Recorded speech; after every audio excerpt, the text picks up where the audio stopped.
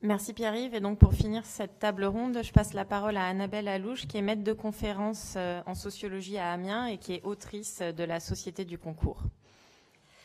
Merci beaucoup, merci de l'invitation. Alors pour moi, c'est évidemment compliqué de prendre la parole après tant de paroles, d'interventions brillantes, notamment celle de mon voisin, à laquelle je ne peux que souscrire puisque j'avais exactement le même angle d'attaque. Donc sur la précarité et sur la méfiance à l'égard d'une lecture un peu trop mécaniciste du processus de Bologne.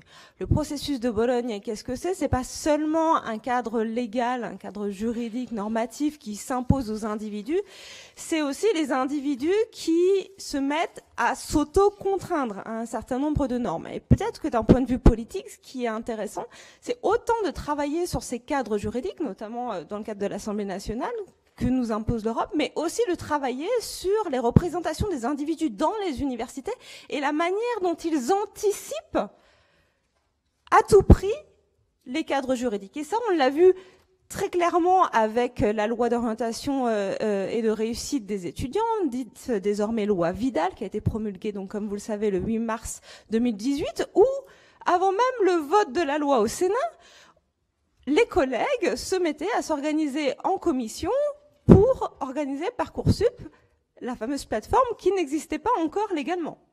Donc, je pense que, en tant que sociologue et en tant que militante, ce qui est important à souligner, c'est véritablement ce travail d'anticipation et peut-être que l'action politique au quotidien, l'action politique des sections, elle se situe là, dans le travail de déconstruction de la tendance que nous avons tous peut-être à l'anticipation et à l'autocontrainte. Ce que me disent les collègues, ou ce que me dit ma doyenne, qui n'est pas ma supérieure hiérarchique très exactement, mais qui peut l'être en simplifiant un petit peu la structure des universités françaises, c'est que il faut anticiper les futures réformes à venir parce que on craint qu'on nous impose malgré nous un certain nombre de conditions de travail ou des publics. C'était le cas pour Parcoursup. Pourquoi les collègues se sont mis tout d'un coup à mettre en œuvre une réforme qui n'était même pas passée devant le Sénat, qui n'avait même pas été votée devant le Sénat? C'était la crainte que finalement, à force de ne pas vouloir choisir ces publics ou de reconnaître ou d'assurer le droit, la continuité du droit à l'enseignement supérieur pour tous les bacheliers, quel que soit le baccalauréat, la présidence ou le rectorat, une sorte de pouvoir occulte d'en haut, nous impose finalement les publics, les critères, nos conditions de travail.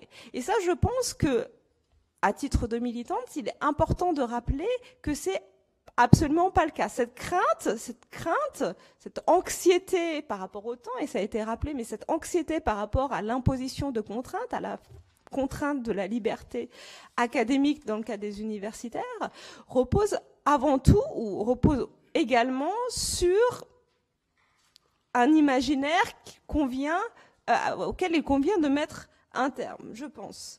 Donc, encore une fois, l'intériorisation des normes, elle passe par la socialisation par les pairs, les échanges autour de la machine à café, pourquoi aller plus loin, et par le fait que, à la machine à café ou dès la machine à café, il est important de rappeler, c'est ce que j'essaye de faire dans mon université par exemple, que non, la loi, il n'est pas obligatoire de mettre en place ou mettre en œuvre une loi avant même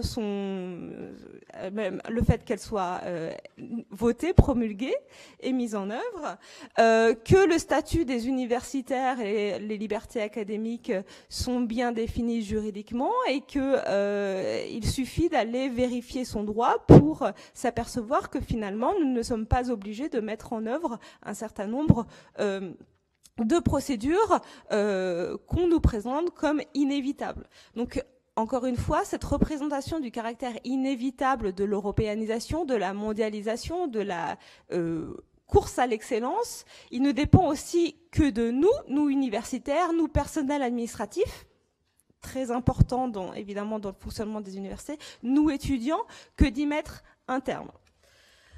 Deuxième point peut-être, mais ça a été aussi rappelé par mon voisin, donc je suis extrêmement gênée. Un exemple de ce caractère non mécanique de l'application du processus de Bologne, c'est évidemment les grandes écoles. Les grandes écoles, et l'exemple de Sciences Po ou de Polytechnique était extrêmement parlant, je trouve, mais c'est le cas aussi de grandes universités dites comme Oxford et Cambridge. Quand je parle de grandes universités, c'est évidemment des universités qui ont une position particulière, privilégiée dans le champ national ou éventuellement mondial de l'enseignement supérieur et de la recherche. Donc, l'université d'Oxford ou l'université de Cambridge, je vous assure que quand je fais mon terrain là-bas, l'Europe, c'est extrêmement loin. Les ECTS, les normes, y compris les flux en termes Erasmus, notamment les Erasmus sortants, c'est-à-dire les étudiants anglais qui vont dans les pays européens, c'est quelque chose qui est relativement loin de leurs préoccupations. Bien sûr, ils connaissent tout un ensemble de réglementations qui sont liées au processus de Bologne, mais dans leur discours, c'est quelque chose qui compte de manière marginale. Évidemment, certes, ils regardent pour les universités anglaises vers les universités américaines, mais ce qui est intéressant, je pense, dans ce cas des grandes écoles et des universités anglaises, donc Oxford et Cambridge en particulier, c'est justement qu'on peut s'appuyer sur leur exemple pour se défaire, pour se départir, pour se déconstruire de cette lecture par trop mécaniciste du processus de Bologne. Le processus de Bologne, il est évitable. Et les grandes écoles et les institutions qui sont en position de le faire peuvent l'éviter. Et je pense que, paradoxalement, ça pourrait être un exemple à suivre pour tout un ensemble d'institutions et d'universitaires pour se départir de ces caractères justement définis comme par trop inévitables de l'européanisation. Troisième point, et qui est aussi personnel, puisque je travaille en ce moment sur la globalisation des critères d'entrée à l'université, la mondialisation des critères d'entrée et la circulation des normes d'entrée entre les systèmes nationaux, notamment l'influence du système américain sur le système anglais et le système français en termes de sélection. Ce qui est très intéressant à noter, c'est que finalement, il faut aussi se départir d'une lecture de l'Europe qui aurait été centrale ou essentiellement exclusivement centrale dans ce processus de standardisation. La standardisation, la globalisation de l'université, elle va bien au-delà de l'Europe. Quand je dis bien au-delà de l'Europe, c'est y compris d'un point de vue historique. Quand on se place ou quand on va regarder un petit peu les archives des universités, notamment anglaises, et c'est ce que je fais en ce moment, on s'aperçoit que la globalisation de l'enseignement supérieur, elle est intrinsèquement lié à l'organisation de l'Empire britannique. Ça va aussi loin que ça. L'organisation de l'Empire britannique et les échanges, les réseaux académiques entre les universitaires des différents pays de l'Empire britannique. Donc quand je parle d'Empire britannique, c'est vraiment au sens large, donc à la fois des liens entre la Grande-Bretagne, le Royaume-Uni et ses anciennes colonies, y compris les très anciennes comme les États-Unis, c'est aussi le lien entre la Grande-Bretagne, l'Afrique, les pays du Commonwealth, ce qu'on appelle maintenant les pays du Commonwealth. Donc, ce qui est très intéressant et important de noter, c'est que, à titre politique, il faut se focaliser, ou c'est important, je pense, à titre de fluidité, si j'ose dire, de la parole dans l'espace public, parler d'Europe. C'est important de parler d'Europe. C'est aussi important de prendre un petit peu de recul historique et de comprendre que toutes les normes qu'on nous impose, à nous universitaires, aux étudiants, au personnel administratif, elles sont aussi liées à des logiques politiques et institutionnelles bien plus anciennes.